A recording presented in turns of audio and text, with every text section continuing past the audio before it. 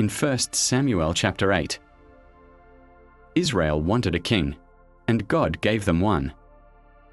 He stood taller than every man, handsome, humble, chosen, but the same man who was anointed with oil would later be abandoned by the Spirit.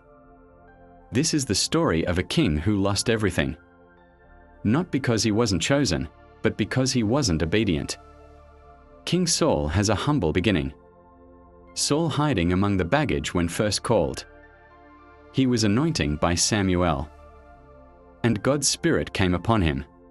In his early years he has victories over Israel's enemies. The people shouting, "Long live the king!"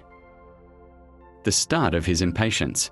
He waited for Samuel before battle, and for fear of losing the army, he impatiently offered the sacrifice himself.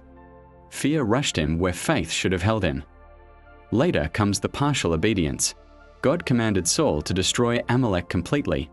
Nothing should be reserved. But Saul spared the king and kept the best livestock.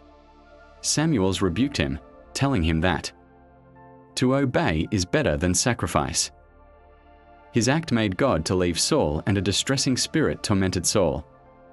Instead of him to continue calling on God, he consulted the medium at Endor.